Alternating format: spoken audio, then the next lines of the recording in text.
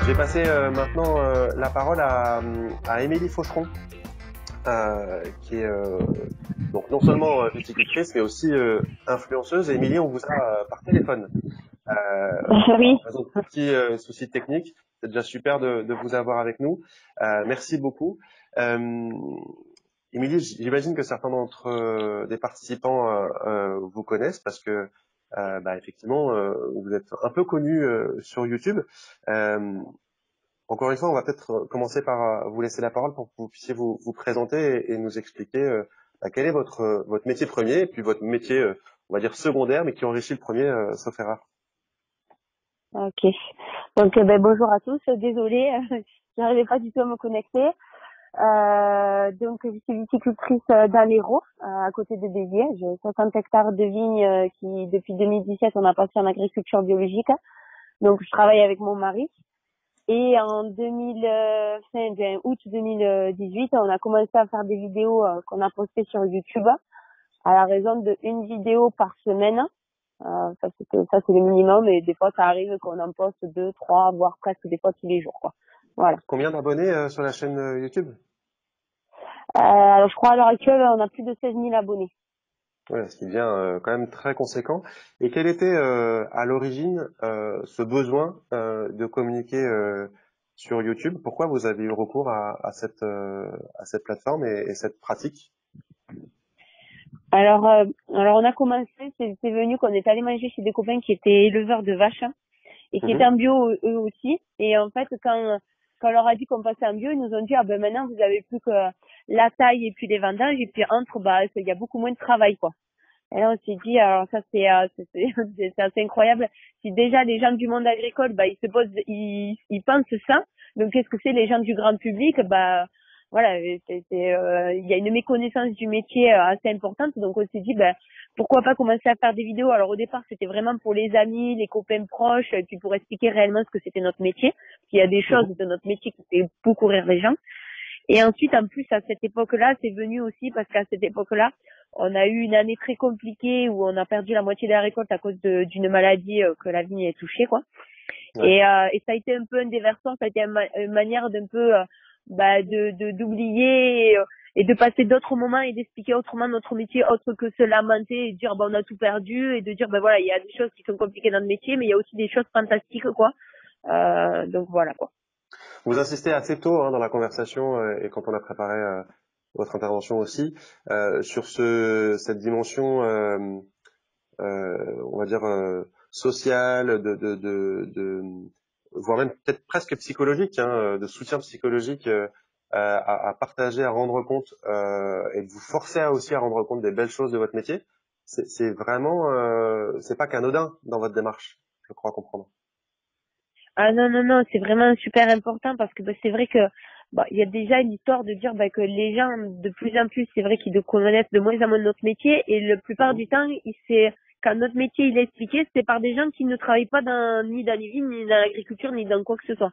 Donc on s'est dit, si nous on le fait pas, les autres ils vont le faire, mais pas d'une bonne façon. Donc on s'est dit, autant le faire avec nos propres mots, avec notre langage, à savoir que un viticulteur, chez nous dans l'Hérault, ne travaille pas pareil qu'un viticulteur à Bordeaux ou en Champagne ou dans d'autres vignobles, certes, mais ça empêche qu'on a quand même tous la passion de notre métier, quoi, la plupart du temps. Et c'est vrai que c'est important de pouvoir communiquer avec les gens et aussi le soutien. C'est vrai que si on repense à l'année qui s'est passée l'année dernière, 2021, tout le monde sait qu'il y a il y a une grosse partie du vignoble français qui a été gelée. Nous, on a été gelés à 80%. On a fait une vidéo qui a fait beaucoup parler, et c'est vrai qu'on a reçu énormément de messages de soutien où les gens disaient non, il faut pas laisser tomber. Oui, c'est vrai, c'est dur, on l'a tous vécu et tout, mais il y a eu une entraide et un soutien psychologique qui a été énorme et qu'on ne s'attendait pas du tout à ça, quoi. Donc elle a cet effet-là aussi, la chaîne YouTube, quoi. Et donc, c'est pas qu'un enjeu de communication positive sur vos pratiques. Il y avait aussi un intérêt à partager du contenu technique. Si on rentre maintenant un peu dans le détail des informations que vous partagez et du contenu que vous partagez, je crois qu'il y a des sujets assez, on va dire, fun, pédagogiques, grand public, mais il y a aussi et beaucoup de sujets assez techniques. Ouais. Alors là, ça a été aussi la grande surprise, hein. C'est que donc à la base on voulait toucher les amis, le grand public, et au final on touche aussi une grosse communauté de viticulteurs. Mhm. Et là, ça c'est assez impressionnant parce que au final il y a un énorme partage qui se fait entre nous et eux.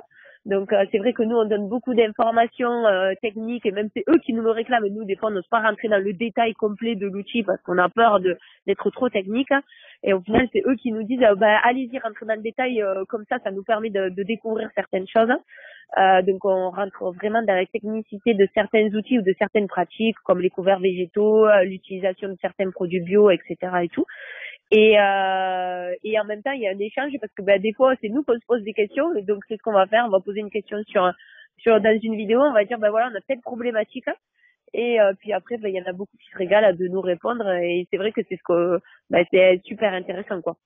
Ouais, donc faites aussi appel enfin, à la fois vous partagez votre expérience et vous bénéficiez et les gens réagissent et profitent de cette expérience, mais vous faites aussi des appels via à vos vidéos à votre communauté, et c'est les autres viticulteurs qui s'y connaissent qui répondent par des commentaires, j'imagine, sous votre vidéo YouTube. Ouais, complètement. Alors oui, soit ça va pas être des commentaires sous la vidéo, soit quand ils Mhm. veulent détailler davantage, il y a plusieurs options. Soit ils nous envoient des messages privés dans d'autres forums, dans d'autres réseaux sociaux comme Messenger ou les messages privés d'Instagram, Oui, etc. parce Ou que vous carrément, il y relayez en a, une vidéo YouTube sur ces autres canaux, j'imagine. ouais, bien sûr. Après, on a plusieurs. Bon, effectivement, YouTube, c'est là où on a la plus grosse communauté. Mais après, on Mhm. est sur pas mal d'autres réseaux sociaux où je partage les vidéos, comme sur Facebook, Instagram. Et là, depuis peu, on s'est mis à faire des vidéos sur TikTok où là, c'est plus ludique, on va dire. Là, c'est des petites vidéos, mais c'est plus sur l'humour, voilà. D'accord. Et là, en fait, les gens, ils peuvent nous contacter de façon de message privé. Et là, des fois, on échange beaucoup plus en détail sur certains sujets, quoi. On voit là à l'image, enfin vous ne voyez pas, mais j'ai fait une copie d'écran de l'échange que vous avez, enfin la vidéo que vous avez partagée d'un outil de désherbage Intercept. Je crois que c'est une des vidéos, par exemple, qui a eu beaucoup de vues. Là, on voit 14 800 pour cette vidéo qui date du 14 avril, c'est assez récent. Ça a généré, par exemple, Non. beaucoup d'échanges là. Ouais. Bon, après, il y a des vidéos qui ont fait encore plus de vues que ça, ouais. Ça dépend des sujets. Effectivement, il y a des sujets qui va les toucher davantage.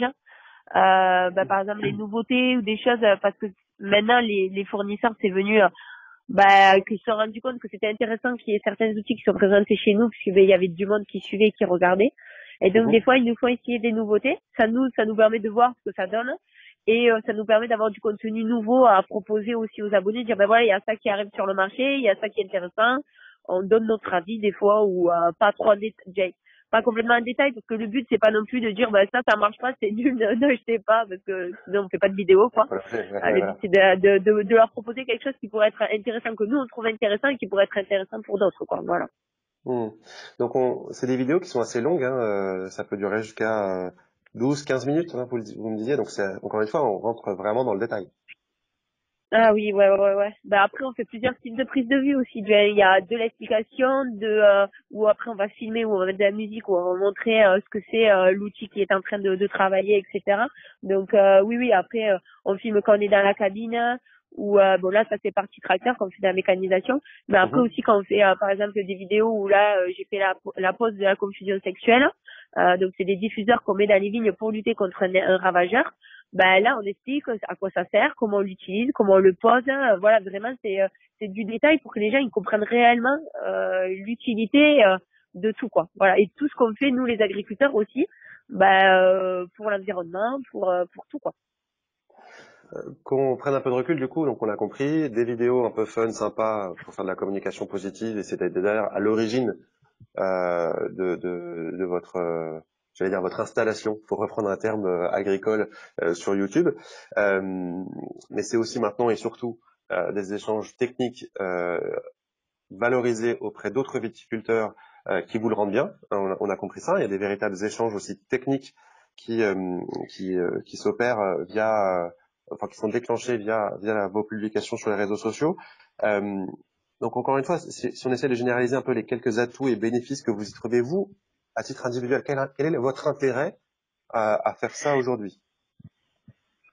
Il y en a plusieurs. Il y en a un que effectivement j'ai expliqué, et ça me permet de partager avec d'autres viticulteurs. Vous m'aviez posé la question, il y a certains viticulteurs que j'aurais jamais rencontrés si on n'avait pas fait ces vidéos, que c'est devenu des amis et avec qui on échange et ça nous a permis d'évoluer plus rapidement. Parce que forcément, quand on fait ces vidéos-là, le but du jeu, c'est pas raconter tout et n'importe quoi. Si on les fait, il faut que le sujet soit bien expliqué et tout. Donc, soit on va aller chercher davantage des informations pour être plus technique que nous, pour expliquer davantage, soit ça nous permet aussi d'échanger avec d'autres viticulteurs qui sont plus techniques sur certains sujets que nous, on maîtrise moins bien. Donc ça, c'est un gros avancé sur notre exploitation. Après, il y a un autre avantage aussi, c'est que l'année dernière, ça fait 4 ans maintenant qu'on fait des vidéos. L'année dernière, ça faisait 2 ans déjà que les abonnés nous disaient, ouais, voilà, on aime vous regarder la vidéo, mais on aimerait bien déguster le produit fini, des bouteilles, etc. et tout ça, de goûter votre vin. Alors nous, à savoir qu'on a un cap coopératif, donc ça n'a pas été simple. Et là, en fait, on a demandé à Cap Coopératif si c'était possible qu'on puisse avoir une cuvée, vu qu'on est les plus gros producteurs bio de la cave, avec notre propre étiquette et tout. Donc ça a été accepté. Et l'année dernière, on n'a pas mis un gros volume parce qu'on savait pas trop comment les gens allaient réagir. Mais au final, en fait, les abonnés, ils attendaient que ça. Et en 2 week-ends, j'ai vendu quasiment la totalité du stock, quoi. Donc il y a aussi cet effet-là que nous, c'est vrai que notre plus gros du travail, c'est pas vendre les bouteilles, parce que la Cap Coopérative, ça m'occupe. Mais bon, voilà, ça a aussi un impact du fait que on a eu envie de diversifier et que ça marche très bien aussi, quoi. Donc voilà. Et après, un des derniers avantages aussi, c'est ce que je disais, c'est que les fournisseurs, comme ils voient un intérêt à ce qu'on essaye leur matériel chez eux parce que ça leur fait de la visibilité, nous, ça nous permet d'essayer du matériel neuf, d'essayer des nouveautés que peut-être on n'aurait jamais fait en ne faisant pas ces vidéos-là, quoi. Donc on comprend bien non seulement une dimension économique, mais encore qui est un tout petit peu secondaire parce que c'était un peu une opération spéciale, création de cuvée avec l'accord de la CAFCOP qui a été commercialisé sur Internet assez rapidement, ce qui fait aussi du buzz, on va dire, et du marketing pour la CAFCOP aussi. Donc on voit bien l'intérêt. Une dimension technique, hein, vous avez beaucoup insisté là-dessus, avec l'échange avec beaucoup de viticulteurs, dont certains vous n'auriez jamais rencontré si vous n'étiez pas allé sur YouTube, avec une vraie réciprocité, ce dont on s'attend pas forcément à voir quand on parle de YouTube. On imagine plutôt quelque chose un peu descendant, vous qui publiez, mais par votre témoignage, on comprend que ça vous récupérez aussi beaucoup d'informations techniques et puis ça a généré des échanges parallèles au-delà de YouTube. Et puis on a retenu aussi la question de la mise à disposition de matériel pour réaliser les tests. Et puis encore une fois, je reviens sur cette dimension sociale par laquelle vous avez démarré tout à l'heure. Là encore, vous avez pu recueillir pas mal de soutien et puis de retours positifs qui, j'imagine, vous encouragent, vous dynamisent et vous incitent à continuer à publier aussi ces types de vidéos qui prennent un temps fou. On imagine combien de temps vous passez pour réaliser, monter, publier ces vidéos. Alors ça dépend des vidéos, ça dépend du temps que j'ai aussi. Voilà, à peu près, il faut compter entre 1 à 3 heures par semaine, hein, minimum, sans compter répondre aux commentaires et tout. Ça, j'arrive pas trop à l'estimer, parce que ça va dépendre. Mais bon, je pense qu'on peut rajouter bien 2 à 3 heures de plus dans la semaine, quoi. Ah ouais, quand même. Donc, Ça fait une grosse belle demi-journée, on va dire, par semaine consacrée à ça, mais visiblement, ça a contribué aussi à enrichir votre métier. Quelles limites vous rencontrez à l'usage sur YouTube? Voilà. Comment aller plus loin et quelles limites vous rencontrez aujourd'hui? Après, la limite, c'est qu'à un moment donné, forcément, ça prend du temps tout ça, et plus ça évolue, plus forcément il y a des commentaires, et plus il y a des messages, etc. et tout. Donc à un moment donné, nous on limite sur le fait, voilà, historiquement qu'on a commencé, on n'avait pas beaucoup d'abonnés, donc on répondait à tous les commentaires, on prenait le temps de vraiment rentrer dans le détail et tout. Là maintenant, j'essaye de limiter quand vraiment un commentaire justifie pas une réponse. Hein, je lis tous les messages, ça c'est sûr. Mais après, au pire, je mets juste un petit j'aime pour leur montrer qu'on a lu le message. Mais des fois, je peux pas prendre le temps de répondre à tous les commentaires, c'est pas possible, quoi. Donc ça c'est une chose qu'on s'est limité parce que c'était pas viable, quoi. À un moment donné, on est une vie de famille, quoi, on est obligé. Et ensuite, après aussi, où on est devenu meilleur, c'est qu'au début, on s'arrêtait de travailler pour tourner les vidéos. Maintenant, on le fait en même temps, quasiment en même temps qu'on travaille pour gagner beaucoup de temps aussi sur notre. C'est pour ça que là maintenant, je vais pas dire que ça me prend moins de temps qu'avant, mais quasiment, parce qu'on essaye de le faire toujours en même temps qu'on travaille. Et ensuite, le montage, soit je le fais sur téléphone, et là, j'ai un pour moins d'1 heure pour faire le montage des vidéos. Soit là, quand c'est des vidéos où il y a plus de visuels, etc. et tout, là, c'est sur l'ordinateur et je le fais le soir, après avoir fait mon travail, quoi. Et en plus, avoir et du boulot et une vie de famille, on continue à faire le reste. C'est ça. Il faut savoir aussi peut-être gérer quelques commentaires négatifs ou de la jalousie d'autres professionnels. Quand on s'expose, on s'expose aussi Ouais. à des retours pas forcément positifs. Ouais, effectivement. Alors, à savoir que nous, on a quand même la chance, hein. Peut-être parce qu'on est une petite communauté, parce que c'est vrai que si on prend d'autres agri-youtubeurs qui ont beaucoup plus d'abonnés, mais nous, on sait qu'on est sur un marché de niche, donc c'est quand même un peu Mhm. différent. On a quand même une super bonne ambiance, c'est des abonnés qui sont hyper bienveillants, mais ça arrive hein, sur certaines vidéos où il y en a un ou deux qui viennent nous taquiner de façon très désagréable, on va dire. Alors soit deux options, soit on bloque parce que bon c'est des fois c'est une perte de temps et d'énergie, j'ai pas du tout envie de passer de temps là-dessus. Soit carrément ce sont les abonnés qui leur répondent à notre place, ce qui est chouette aussi. Mhm. Après, maintenant, c'est vrai qu'il faut quand même, ça fait partie des limites parce que on se rend pas compte de l'impact des commentaires négatifs, ce que ça peut créer sur les gens. Maintenant, on va dire qu'on s'est un petit peu habitué, mais ça n'empêche que c'est quand même hyper vexant parce que ben voilà, je pense que quand on fait ce métier-là, comme beaucoup de métiers, faut être hyper passionné.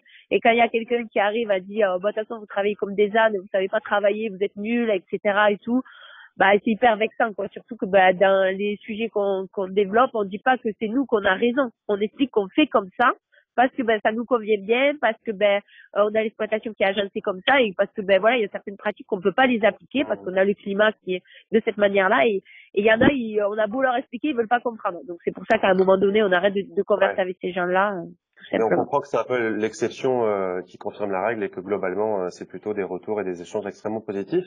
Des échanges qui sont Ouais. issus de toute la France ou est-ce qu'on a vraiment que des viticulteurs de l'Hérault qui sont intéressés par votre climat, ce que vous faites vous, ou est-ce qu'on retrouve des échanges avec des viticulteurs d'autres régions?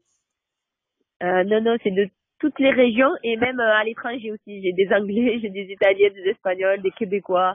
J'en As ai far as partout en one. fait. Le seul truc, c'est que je parle pas anglais. Alors, Il va falloir penser à l'internationalisation de la chaîne YouTube sous peu. Peut-être pour conclure, Émilie, une petite question technique parce que on me la pose. Quel est l'outil que vous utilisez pour faire le montage sur le portable? Il y a visiblement des gens qui veulent se lancer. alors sur le portable, comme moi j'ai un iPhone, c'est attendez, j'ai un blocage. Vraiment. C'est iMovie. Je sais pas dire, iMovie, c'est simplement. iMovie sur le téléphone. Avec l'iPhone, D'accord. c'est très facile. Voilà, et puis on peut faire déjà beaucoup de choses avec ce logiciel. Voilà. Ça marche. Donc bon, je reviens sur la conclusion que je voulais vous faire faire. Sur donc on a parlé là des échanges via YouTube, via les réseaux sociaux, mais est-ce que grâce à cette démarche-là, vous avez rencontré de nouvelles personnes? Est-ce que ça remplace, prolonge, se substitue à des échanges dans la vraie vie? Ouais, oui, complètement. Alors déjà, savoir qu'en été, on a beaucoup de visites au domaine. On a énormément de Mhm. gens qui viennent nous visiter parce qu'en fait, ils viennent en vacances. Alors ça, c'est assez drôle. En fait, ils organisent leurs vacances pas très loin de chez nous pour pouvoir venir nous voir. Donc ça, c'est assez drôle. Et ensuite, après, on en a certains où carrément, c'est nous qu'on est allés les voir.